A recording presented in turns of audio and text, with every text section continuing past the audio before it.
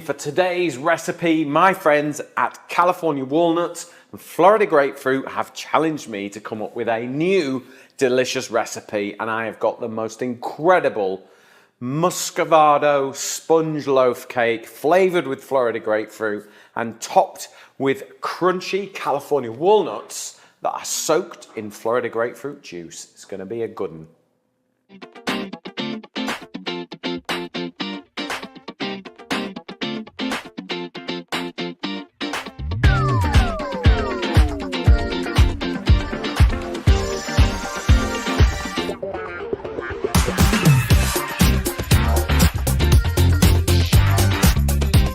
Okay, right, so let's make this cake. Now, I really love Victoria sponge cake. I mean, everyone has made them, haven't they? But it's when you start to add new flavors and sort of slightly different ways of doing it. But the actual methodology is always the same. So I've got 250 grams of lovely brown sugar there, like almost the darker the better, because you're going to get that really lovely treacly flavor.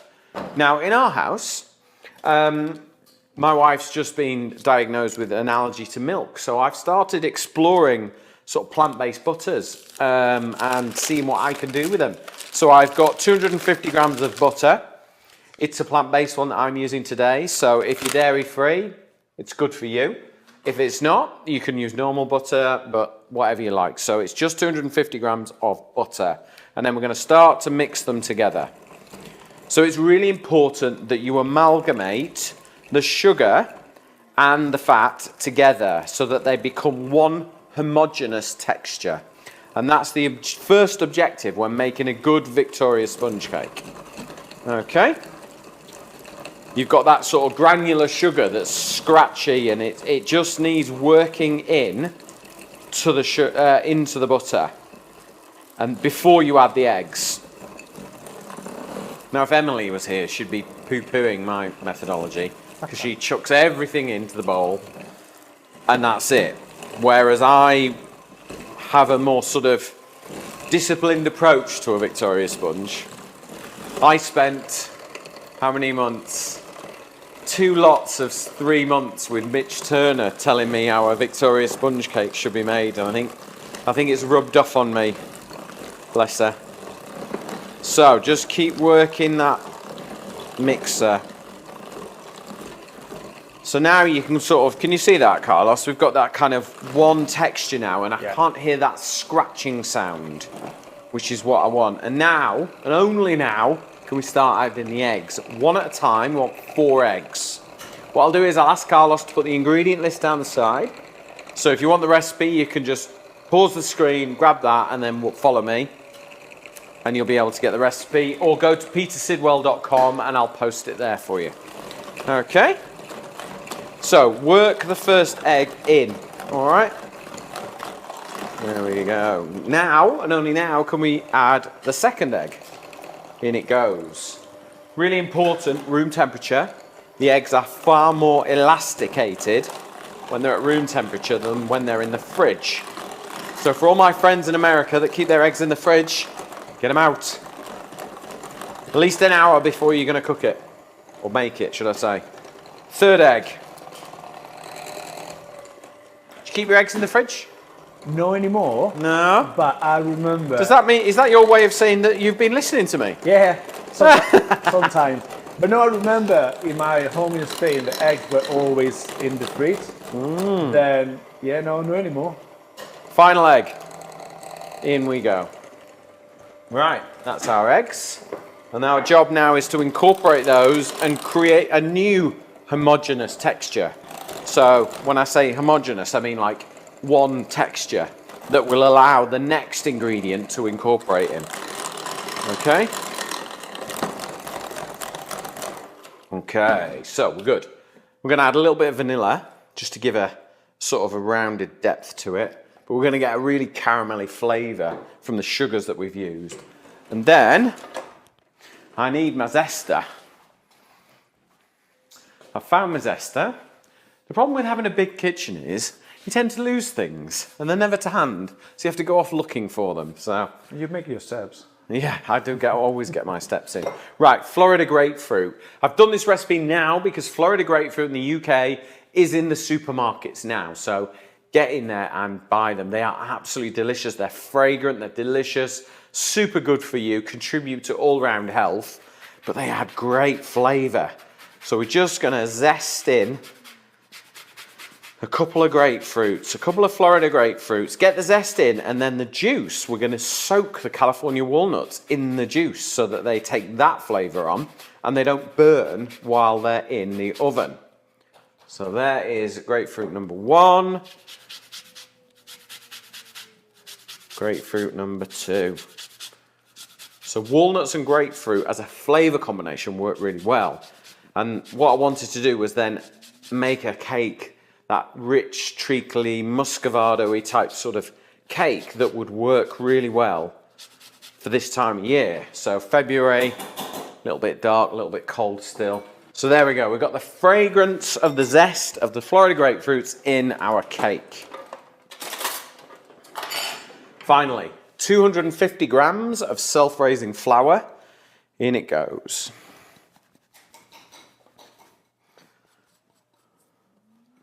There we go. And let's just slow speed bring it together. Don't put it on a high speed. We don't want to develop the gluten that's in the flour. That's not what we want to do for this one. Okay. Just going to add a little bit of water to this just to loosen the mixture. If you were using traditional butter in there, you could add a touch of milk. I've gone for a plant-based butter today, so just adding a little bit of water. That's just going to loosen the mix out and allow it to sort of settle so that it can then bake and rise. There we go. Right, let's get rid of that. Give those a shake. Now remember, if you've got any questions about today's recipes, please post them in the comments below. I am here to help you with any of your culinary questions. Right, got a loaf tin. I'm actually just going to line it. I've got a non-stick tin here, but I'm going to line it just to be on the safe side because I don't want any of the sweetness of the walnuts and the Florida grapefruit to sort of stick to the sides when it's baking. So, little tip for you, if you're going to line a loaf tin, just screw your parchment paper up and then just unravel it and pop it in. I can't be bothered to make all those cuts and folds to make it fit. It's just unnecessary for me. And then in we go. So let's get our sponge in. You could make this, Carlos, on one of your daddy-daughter days. I know. Daddy daycare day. What do you call it? Babysitting, don't you? Yeah. He got in so much trouble for calling it babysitting. Language barrier. I bet you only said that once, didn't you? No. I say a few times, unfortunately.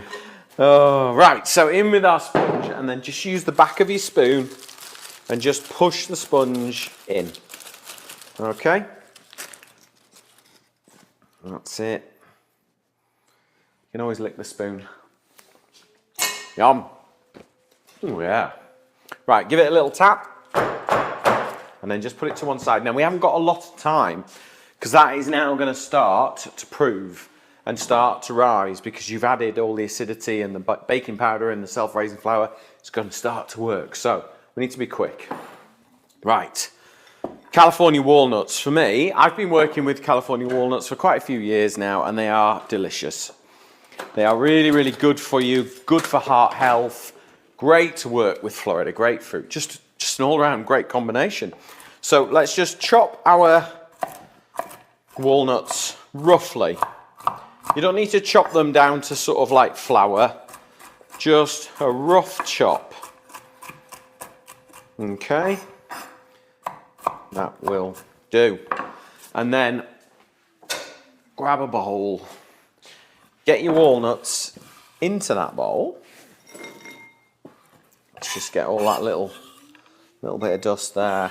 Now, what I'm going to do is I'm going to take our Florida grapefruits that have now been zested and cut through. I mean, they're so fragrant and lovely. We were drinking them the other day on our camera, weren't we, Carlos? Yeah, we did.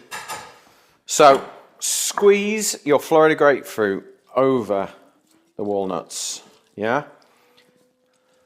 Turn it inside out. Get every last little bit of juice you can out of that fruit. This is a trick I really use at the Yeah, moment. yeah. When I do with limes and I always remember to turn them around. Yeah, and especially this time of year. I mean, Florida grapefruits, they're banging season. They've had all last summer and autumn to sort of ripen and sweeten and all that lovely Florida sun. And you can taste it. Let's get the other one.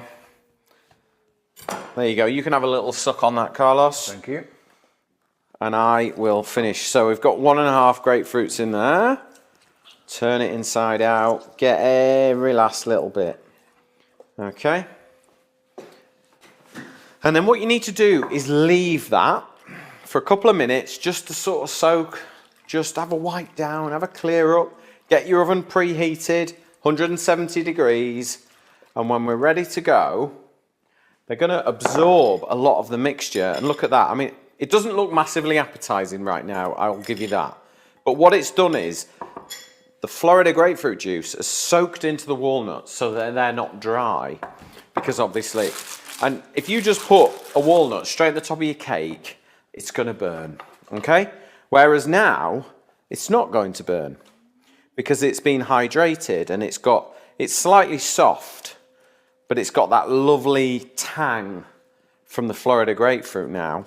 And it's just going to sit on there and kind of candy and bake. And then we're going to keep that last little bit of juice because I'm going to pour that onto the cake once it's baked.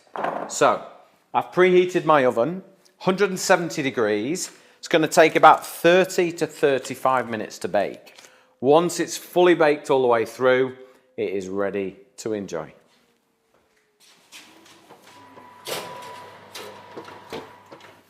Right, here's one I made earlier. So I've got that one baking in the oven now. I've got this one. This was our test bake, just to make sure it was all good. Now, I've got half a grapefruit left. Seemed like a good idea for me just to squeeze that last little bit of lovely Florida grapefruit juice on top of this cake while it's still lukewarm and it's absorbent and it's going to soak up flavors. Just give it a little squeeze. Don't go mad because you don't want it to be soggy. But that extra fragrance and hit of flavor from the Florida grapefruit on top of our California walnuts with a beautiful Demerara sponge cake is going to be lovely, if you ask me. Now, don't forget, if you want the recipe, go to petersidwell.com. You will find it there. Also, check out California walnuts, check out Florida grapefruit on all the social medias. There's tons of recipes that we've created for them. So check those ones out. But before we do that, let's have a little look at our cake.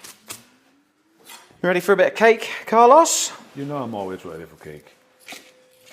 There we go. So look at that. You've got that lovely... Can you see that, Carlos? Which camera? That one. So point it to that one. Yeah, all that's perfect. There we go.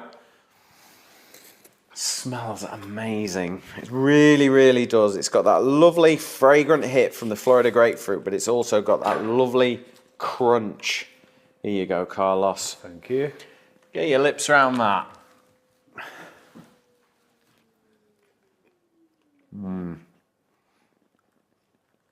Good cake. Go bake this cake, it's delicious. Thank you very much for watching. See you in the next episode.